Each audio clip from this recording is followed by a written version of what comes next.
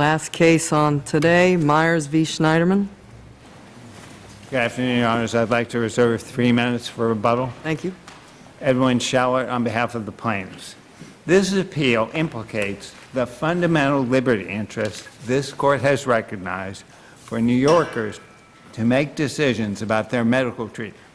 The 26-page complaint, supplemented by 314 pages of affidavits and exhibits, explains why aid and dying is a medically and ethically appropriate treatment for some mentally competent terminally ill patients. Does this boil down to a question of whether this aid in dying is the same as assisted suicide? Is that what this boils down to? The statutory issue, Your Honor, boils down to whether it's deemed to violate the criminal statute, assisted suicide. And if would it you does, agree that's a legal issue, not a factual issue? well, no, Your Honor, because the appellate division held that aid and dying involves suicide because it constitutes the act of taking one's own life intentionally, but that holding raises disputed issues of causation and intent.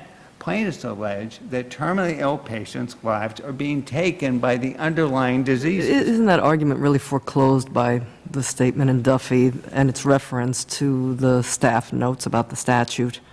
No, It Your recognizes assisting someone, even the most well-intentioned assistance, for example, to the terminally ill and ending their life, falls within the parameters of the statute. Your Honor, Duffy, as you know, involves radically different No, facts. I understand that. And the reference in Duffy to the staff notes involves a lay person. We're talking about a totally different context But the here. We're talking statute about doesn't, a but the statute says everyone. I mean, the statute doesn't make any distinction between someone who's got a particular type of training, medical or otherwise. It can be anyone. The criminal statutes make those distinctions all the time. Well, I understand, but this one doesn't. Amputation is first-degree assault under the statute, but when a doctor does it, it's But not counsel, aren't you first-degree asking us assault. to read into the statute, except physicians? No, Your Honor. What we're saying is that a medical treatment, and medically, ethically appropriate, and that's what's alleged and has to be credited, that states a claim. But Just isn't the as- distinction between amputation and other kinds of assault the intent of the actor? Precisely, Your Honor, and that's why the complaint further alleges that aid and dying is indistinguishable from other lawful end-of-life treatments that result in a terminally ill patient's death. Take terminal sedation, and there's a reason it's called terminal sedation. That's a treatment infusion of sedatives that place the patient in a coma while withholding food and water. That is lawful and does not violate the statute. Why? Because the intent of the patient choosing terminal sedation is to end pain, and the patient is deemed to have died of the underlying disease. That's our allegation about aid and dying. The intent of the patient is to avoid unbearable suffering, and the underlying illness should be deemed the cause Yes, of death. but the lethal dose is what brings about the death. Your Honor, the infusion of sedatives often causes May the death also. of the patient. It causes death of the patient. And by the way, Your Honor, the relationship is more direct with terminal sedation because recall that we've alleged in states like Oregon, where the practice is legal, nearly 40% of the patients never even take the medication. Let's talk about So how can Oregon. that be assisted suicide? Let's talk about Oregon Yes. for a second, and all of the other states that have allowed aid in dying. Have any of them done so by finding it to be a fundamental or other constitutional right? Well, Your Honor, it's been enacted by statute in Montana. Well, in Montana, it wasn't. In Montana, Montana, it it was wasn't. a specific ruling on this. But not based on the No, the and constitutional no- right. It was based on a criminal statute that made it a defense to consent, correct? Yes, sir. And obviously, no other state has the type of history and the importance of the liberty interest that this That's a court good has point. Haven't we recognized. always, however, made a clear distinction between refusing treatment and in aiding or assisting suicide. Well, Your Honor, first of all, what underlies that right, though, is the autonomy and free choice. That's what animates the right, and aid and dying directly implicates those interests. Autonomy and freedom are implicated Those as arguments much by have been, receiving excuse me, treatment those as- arguments have been rejected by certainly the Supreme Court, the arguments you're making now, right? So you're asking us to interpret, as I understand your argument, our state constitution, and again, going to Judge Stein's point that we've made this distinction in our state so clear, I'm having some trouble seeing the state road, the state constitutional road to the end that you are seeking here. Well, first of all, we think Quill and Glucksberg are not remotely controlling.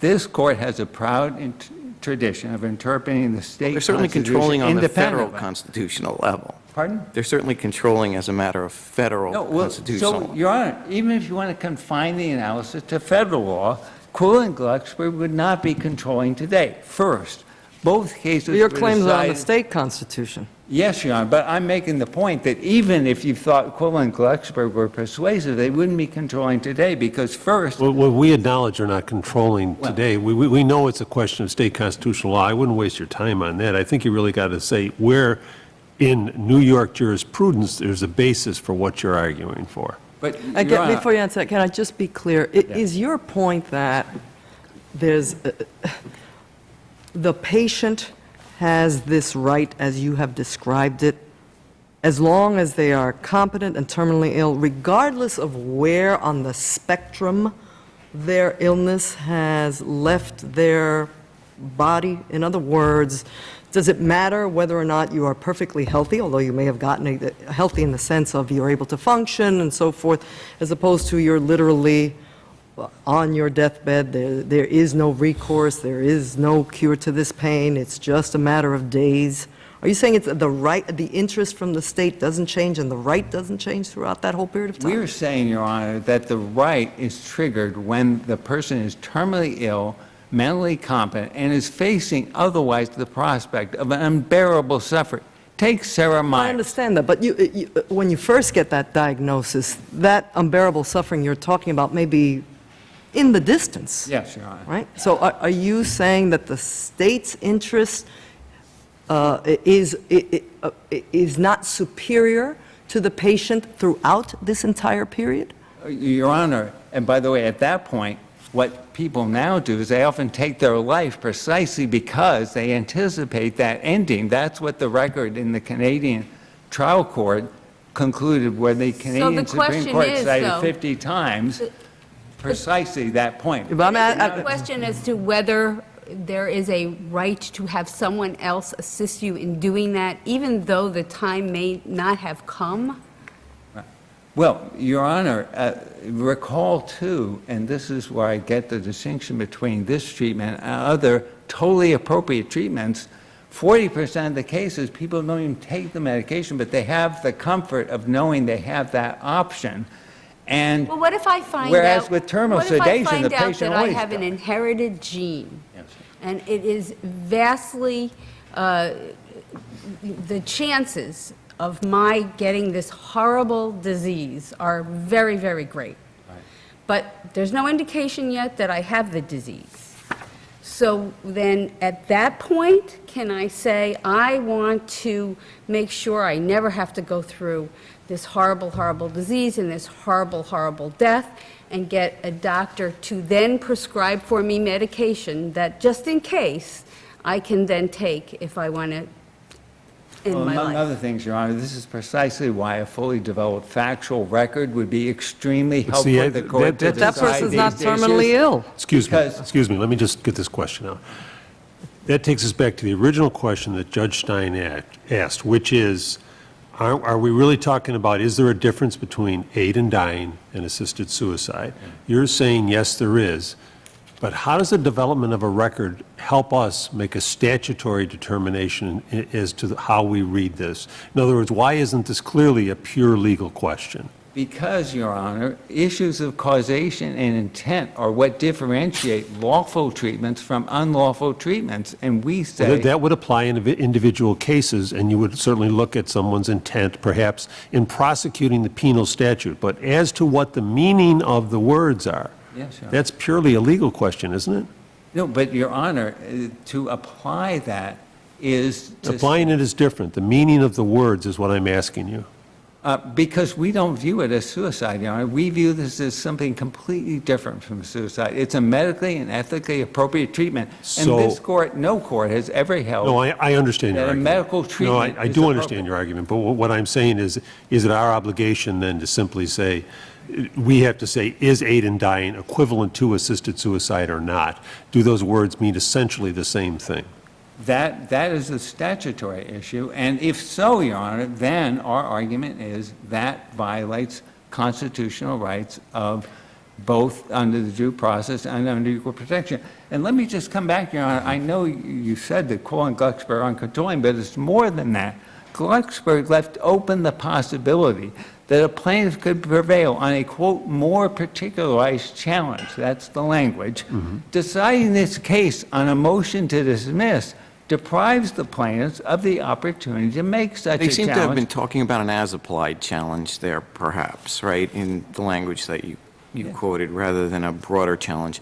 But to go back to what I think Judge Fahey was also saying, and some of your responses about 40% and, you know, different medical viewpoints on this, and you're saying this is all for a record to be developed in court, it really strikes me, though, is that's all for a record to be developed in the legislature.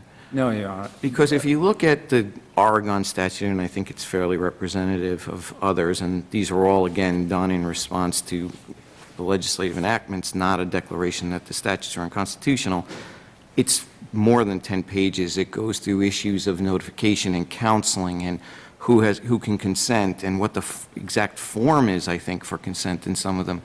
And what would this court do? Your Honor, in Montana, it's governed by professional standards of care, the same way other medical treatments are governed. There's no need This is for a the very court... different medical treatment. But, Your Honor, that is precisely, doctors are engaged in all kinds of decisions that have life and death consequences. Right, but and not it's ones that governed by- violate the criminal laws it's written. So if we're going to say it's a constitutional right, as you describe it, we would be saying that fairly broadly, right? We're saying that a particular plaintiff can make a showing that if the statute applies to their conduct, it violates their ability to exercise the liberty interests of freedom And of choice then would the procedure be of for their each medical treatment. person who wants to do this to come into court and get the particularized judicial determination that Well, they can do it? We have plaintiffs who are asking the court to make that particular showing, and that's what the Supreme Court left open even at the federal level. And that was before we had an open practice of aid and dying over the last 20 But years. again, isn't your argument that, as you said before, every competent adult who's terminally ill has this right, regardless of the state of their health? I mean, other than been diagnosed as terminally ill. So they could be someone whose illness might not actually catch up with them for another 10 years. Is your argument not that as long as they are diagnosed terminally ill and they're competent to make this choice, they can make that choice, even if this disease will not take away their life for another decade? No, Your Honor. We have focused on plaintiffs who are facing the burden of unbearable deaths. And we're not talking about someone who's gotten an initial diagnosis that can change. That's not our case, Your Honor. Sarah Myers had diagnosis of ALS. That was and is fatal. And rather than spending Yes, her... but she lived for some time. I mean, all three of the named plaintiffs, of course, are now deceased, but they lived for some time. Two of them are, Your Honor. But instead sorry. of spending her last hours alert at home surrounded by family and friends, she died alone in an institution in a stupor. That's what she was trying to avoid, Your Honor, and that And what's the right, condition of that third plaintiff who's still alive? he is currently in remission, Your Honor, but there's obviously, he's been told, it can reoccur.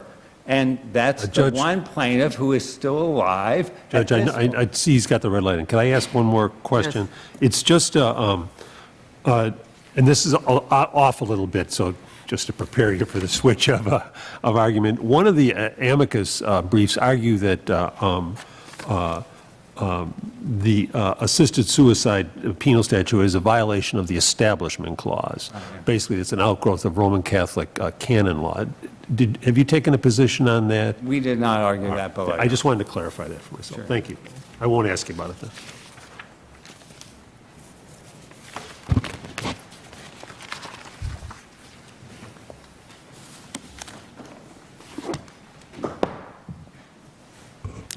Good afternoon, Your Honors. Anisha Dasgupta for the State of New York.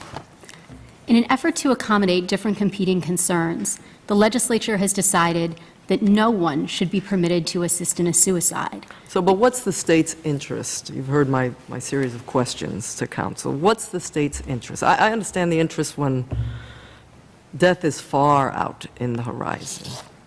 What's the state's interest when there's very little time, as in hours, days, weeks, the person's in agonizing death, there is no cure, there is no recourse?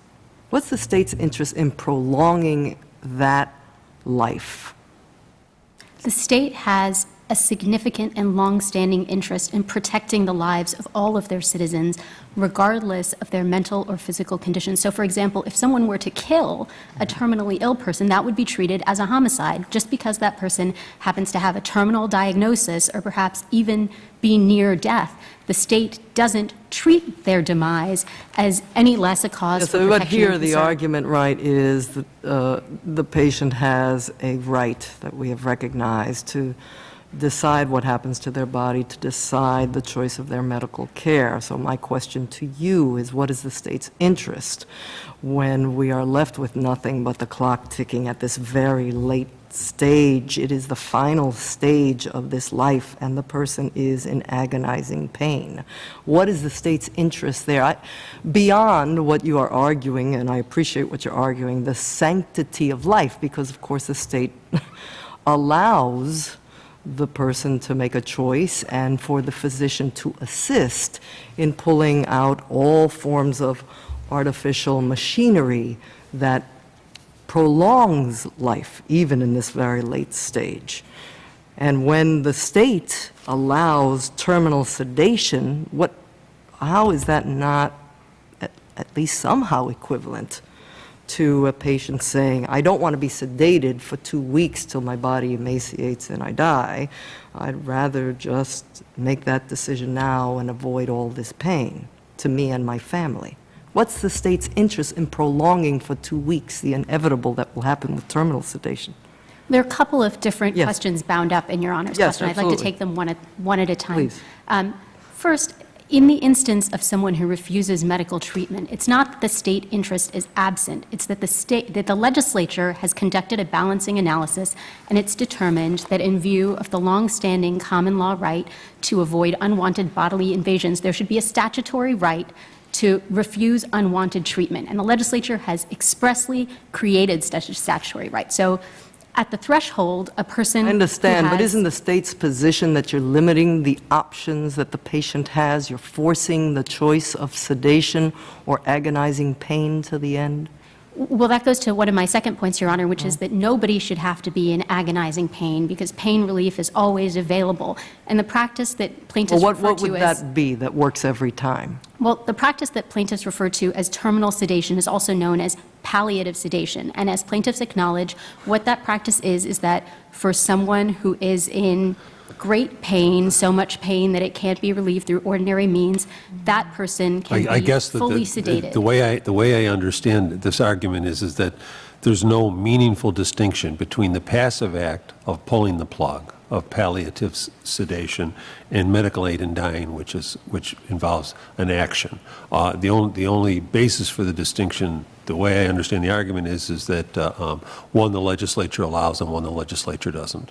That's not correct, Your Honor. There are Okay. practical and ethical distinctions as well. The importance of the legislature allowing it goes to the point that the existence Well, of the let's ability... take a step back. Could the legislature modify the statute and say a physician could aid a patient in dying under a model, say, in the Oregon statute? Certainly, it's not the state's... So they could do that? Yeah, it is not the state's position that the Constitution prohibits this. So merely if that- they did, so then we're not into we're into what the legislature can and can't do. We're not into really the ethical issues. It's really a question of a policy. Well, there are ethical issues bound up in the policy determination. The reason why this is a matter for the legislature is that there is no constitutional right. And the answer to your question, Judge Fahey, overlaps in part with the remainder of my answer to Judge Rivera's question, which is that there are real distinctions between the end-of-life practices that the legislature has chosen to allow and disallow, and the Constitution doesn't prohibit those lines in this area. So as to I guess distinctions... that's why I'm asking, why is that so? Because if the point of the Constitution doesn't prohibit it is the strength of and the compelling nature of the state's interest, does that interest not fade as you get closer to this very end when someone is, again, in agonizing pain? The state's interest in life is not... And if you've already conceded that the legislature could make that choice, what possible interest could you have? When the legislature makes that choice, it's not because it ignores the existence of a state interest, just as when the legislature decided to allow healthcare proxies to discontinue life-giving treatment. At that moment, the legislature also declared in that very same statute that its intention was not to permit or encourage suicide, assisted suicide, or euthanasia. There are real So your practical... argument is it's not a fundamental right. So then we're into the question of whether or not the state has made a rational decision, and that's what we're limited by. That's right, Your Honor. And in addition to the state's compelling interest in protecting the lives of all of its citizens, there are practical and ethical distinctions between these types of practices. So from a practical standpoint, the risks are different. Withdrawal of treatment or palliative sedation concern people who have a particularly grave medical condition. So with withdrawal of treatment, that only relates to someone who cannot live without continuous invasive medical treatment. Death is not going to result from the withdrawal unless there's an underlying pathology. With palliative sedation, it has to be someone whose pain is so great that it cannot be relieved through anything except inducing unconsciousness, and that patient has to be someone who has elected not to have invasive medical measures like artificial hydration and nutrition. Assisted suicide, on the other hand, could touch anybody. And so the risks and the dangers are much greater. That's one practical distinction. From an ethical standpoint, administering an assisted suicide regime inevitably entails assessments about the value of the life being terminated.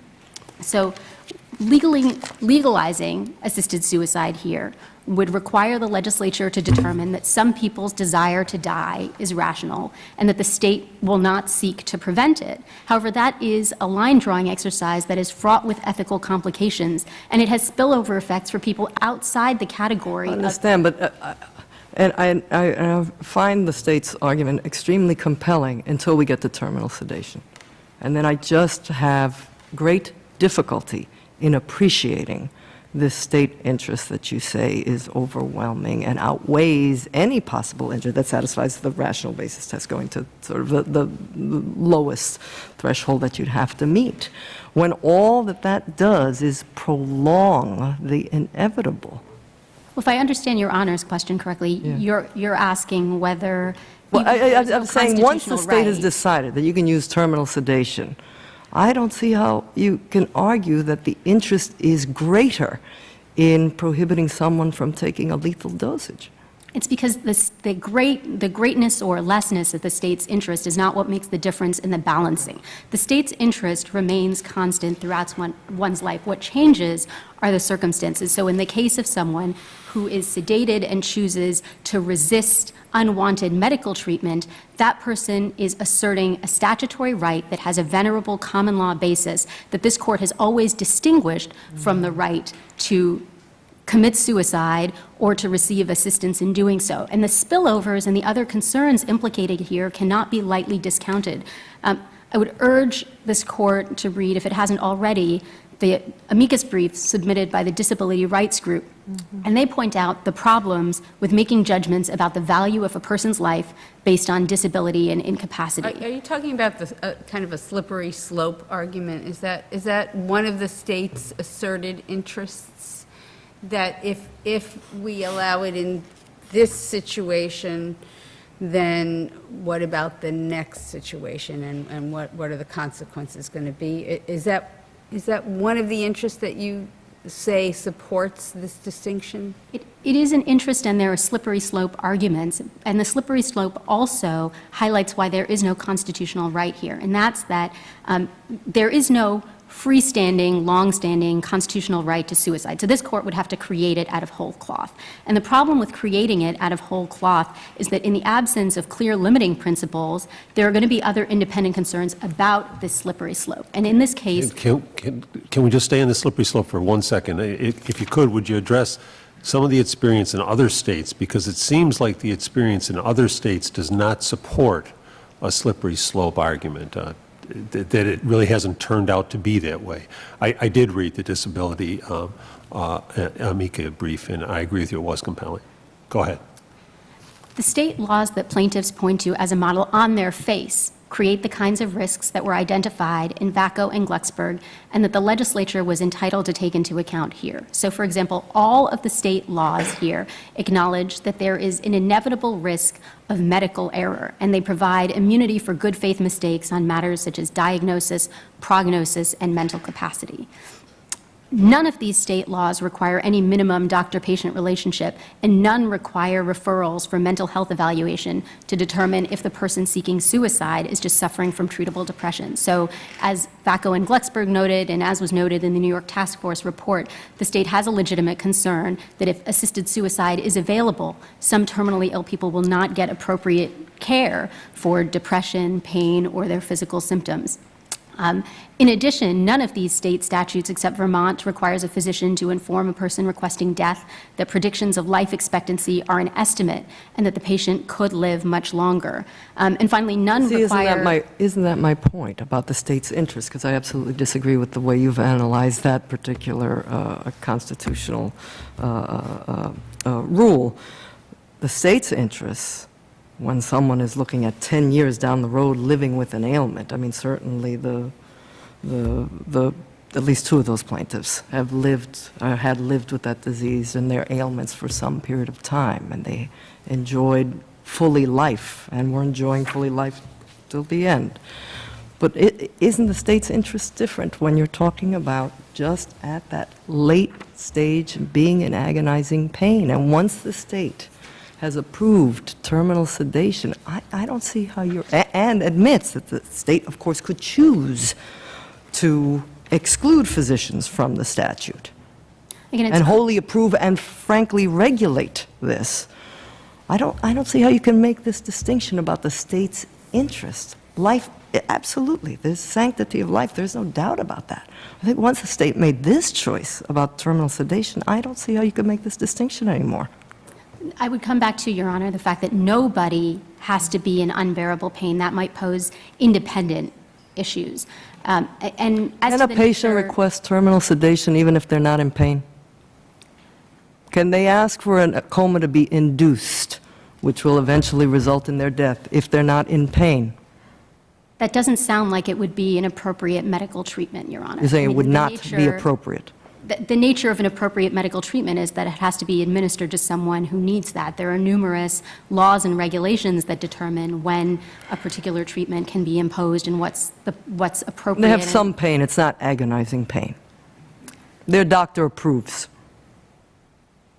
The standard of care is going to involve some assessment of whether the pain medication is proportionate to the pain being suffered, and that's independent of the terminal context in part, first because any administration of a medication involves risks, and so there are rules to make sure that those risks are limited, but also because the So then are they administration of- right that this should not have been granted a motion to dismiss, because they should be able to develop the record that what they're describing, the act that they're describing, is instead considered by medical professionals to be an option, an end-of-life option, as opposed to what has been called physician-assisted suicide? Again, Your Honor's question contains a number of smaller questions that I'll take one by one. First, as to whether this is physician-assisted suicide, it plainly does fall within the terms of New York statute. There is nothing novel about plaintiffs' proposed conduct or their arguments. New York's laws on their face take into account debates about whether there should be a different rule for people who are grievously ill and close to dying. Let me stop you there for a second about the statute, because I'm very intrigued by this question of where in our law does it make it clear that a physician can amputate somebody's leg or stick a needle in somebody's arm, and that that's not a violation of the penal law? There are a couple of different interrelated statutory schemes. So when someone sues someone, when a person sues an individual who causes a battery, there's going to be a question of whether that was consented to, about Right, the okay, context in which. I'm talking about the criminal law. Why could not a doctor be charged with assault or battery or something of that nature for doing any one of those acts?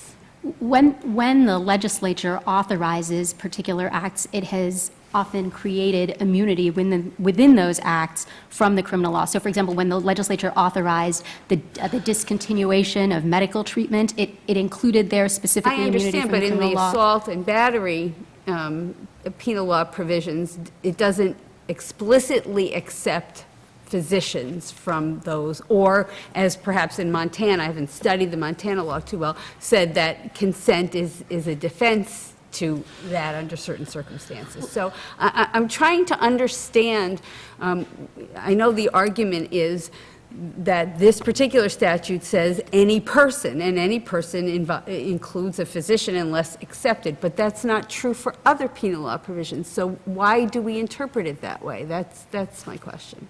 Penal law provisions will explain who they apply to. In the case of assault or battery, there's going to be some assessment of whether it was voluntary or not. New York does have some consent defenses, for example, for sports fighting or participation in certain dangerous activities. I don't know what the specific carve-outs are for assault and battery, but New York law takes into account that there are situations where the legislature has authorized people to engage in certain activities, or common law does. In the case of a physician who performs a medical procedure on someone with that person's consent, that physician may not satisfy the elements for assault and battery. Here, New York law makes clear that even in sympathetic cases, assisting a suicide is going to be considered a homicide, and if it's done with no duress or deception, then it will be manslaughter rather than murder. But New York law speaks to the difference in culpability between different categories of behavior, and has indicated, the legislature has shown that it intends to cover this particular conduct. And as to the remainder of Judge Rivera's questions, fact-finding isn't required here because the Supreme Court, the U.S. Supreme Court and this court have already resolved every single legal issue that plaintiffs raise. Their claim of aid in dying, it's not new conduct, it's just conduct that's been relabeled. What about the as-applied language that your adversary pointed to in one of those Supreme Court decisions? Is that open? Is that left open by those decisions? The very nature of the due process framework always leaves open the possibility of an as-applied challenge or even about change over time. But what plaintiffs have brought here is a request for a categorical carve-out, an entire category of behavior that they want to be accepted from the statute, that any time a physician prescribes a lethal medication to a terminally ill person with the knowledge that that person is going to use it to take his or her life, and the intention that regardless of the condition of that patient or the circumstances, it shouldn't be covered. And this goes back to the slippery... They have three plaintiffs, right? And they're saying as this is applied to those three plaintiffs, it's unconstitutional, right? Their claim is framed in terms of a declaration that this conduct is either not covered by the penal law at all, or that it is inconsistent with the due process or equal protection clause. They may have individual plaintiffs in the case and make individual facts, but the relief that they seek here is categorical relief. It's not a carve-out of these individual plaintiffs. But even if it were, there are other considerations that this court would need to take into account. For example, the fact that because there are no legal guideposts to this right in creating it, there would be serious questions about how to delineate it. Judge Garcia, you asked some questions earlier about how a court could possibly say who should be eligible for this and what procedures should be applied, and that's exactly the problem here, that a right which is based in bodily integrity can't be easily restricted to the mentally competent, and an autonomy-based right can't be easily restricted to the terminally ill.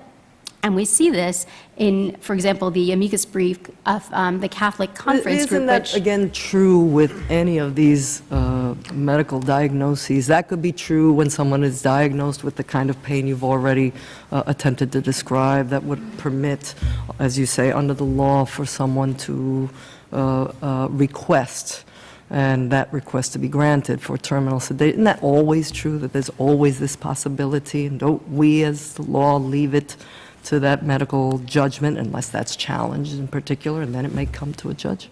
Sometimes it's left to the physician. Sometimes the legislature conducts that balancing. When the Constitution doesn't dictate the outcome, then the question of how a particular practice should be treated and what should be the limits on that practice are policy judgments for the legislature. And here the question put to the court is... But that's not my question. You are correct about that. My question was about those decisions that you say that's where the error comes in. There may be an error about whether or not someone's terminally ill. This is what I understood your argument to be. You can correct me if I'm wrong. The physician may be wrong, or there may be coercion, or there may be pressure, right? And so my question, isn't that true for all the other types of medical care that's provided, which can result, if not in the way that the lethal dosage does here, can result in the hastening of death? And don't we just let that get regulated? Well, Your Honor's final observation is crucial here, and it's the fact that with aid in dying, the sum and substance of it is dying, and the lethal medication creates a permanence to this. There may be other kinds of medical treatments that, because of the inevitable risk of misdiagnosis or medical error, sometimes people may be subjected to medical treatments But wouldn't that be unnecessarily, true, but- as I'm saying, if there's an error with respect to terminal sedation, wouldn't that be true if there's an error with respect to removing someone from a ventilator or removing nourishment? Isn't that always true? Again, it's a small category. It's not, I get your point, but these small categories of sort of these medical efficiencies that hasten death. That's right, Your Honor, that risks can never be eliminated, and that's why a legislature always has to balance them. It's for a legislature to do a deep dive and determine what are the competing concerns, how do you assess the risks, and how are you going to balance interests that are keenly felt and very important. The state doesn't discount the importance of what plaintiffs are saying here, but rather it's that the Constitution doesn't address this conduct, and the legislature's obligation is to take into account all of the citizens of this state, all of their concerns, and all of the concerns that a particular practice may cause. And here, the legislature could rationally conclude that line drawing exercises are too difficult to administer properly, and that a bright line prohibition against the involvement of anyone with a suicide is the most prudent approach, and the Constitution But they could simply- also decide in the future that they could draw the line. They could. Your Your Honor. position is not that the line can never be drawn. That's exactly right. It's that it's for the legislature to draw that line. Thank you, counsel. Thank you.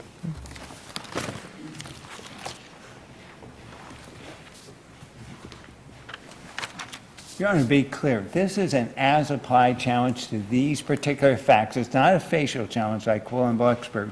The more particularized challenge was left open by Glucksberg. That's what we want a factual record to provide. And indeed, Your Honor, part of that challenge would look to balancing. And Your Honor is exactly right. They talk about an interest in preserving human life, but a terminally ill patient on the verge of death, suffering in agony, the notion that that's the interest that needs to be preserved is medieval and would, by the way, bar many other forms of end-of-life treatment. We talked about terminal sedation. In Bezio, this court held that a hunger strike was suicidal act. But terminally ill patients engage in hunger strikes all the time. It's called VSED, voluntarily stop eating and drinking. It's perfectly lawful, Your Honor. Part of the factual nuance that's missed by But these there were general- other institutional, in Bezio, there were other institutional state interests, right? Because that's a person who's incarcerated, has Exactly. impact on the institution. Exactly. In fact, the court distinguished that prisoner situation from those of terminal patients whose conditions But- were beyond their control, which is our patient plaintiffs, Your Counselor, Honor. isn't the question before us, one of the questions before us, whether the state could rationally conclude that that is an appropriate place to draw the line? So in other words, let me say this, no question that terminal sedation may lead to the same thing as aid in dying, and may be very close to the same thing as aid in dying under certain circumstances. But the legislature has chosen to make that the line because, for any number of reasons which we have heard. Isn't the question before us whether that's a rational line, not whether it is a line?